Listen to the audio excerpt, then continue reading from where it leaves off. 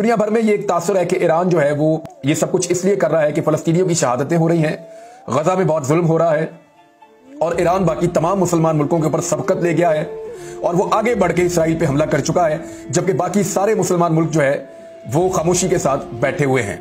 ये बुनियादी तौर पर तासुर बन रहा है, लेकिन इसके अंदर कुछ और हकायक हैं जो मैं आपके साथ शेयर करता हूं। सबसे पहली हकीकत यह है कि एक अटैक हुआ था 1 अप्रैल को और ये अटैक हुआ था दमिश्क में, और इस अटैक के अंदर इसराइल ने जो है वो ईरान के कौंसल खाने को टारगेट किया था दमिश्क में। यानी दमिश्क के अंदर ईरान का जो कौंसल खाना है उसके ऊपर इसराइल ने हमला किया था और इस हमले में सीनियर कमांडर समेत 7 ईरानी जो हैं वो जाँ बहक हो गए थे। जवाबी कार्रवाई का हक रखते हैं उस वक्त ईरान ने यह कहा था। यह चीज 1 अप्रैल को रिपोर्ट हुई थी और अब जो अटैक का दिन है या रात का वक्त है वो लगभग 2 हफ्ते के बाद ईरान ने इसका जवाब दिया है।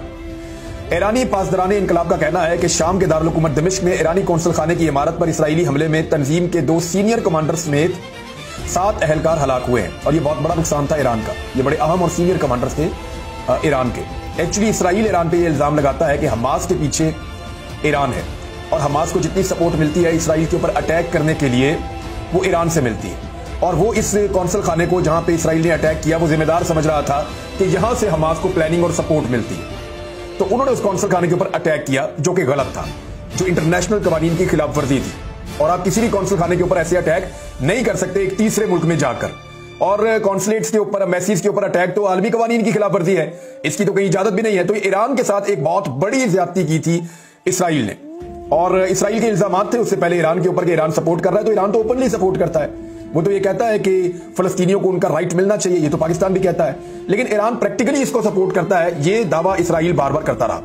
तो इसराइल ने अटैक कर दिया दमिश्क के अंदर एक कौंसल खाने पर जिसको वो समझते थे कि उनके खिलाफ ईरान वहां पे इस्तेमाल कर रहा है। वहां पे 7 लोग जो हैं वो ईरानी शहीद हो गए और उनमें 2 सीनियर कमांडर्स भी उसके अंदर पासदाराने इनकलाब के शामिल थे, और उस फोर्स को कहते हैं जी कुद्स फोर्स।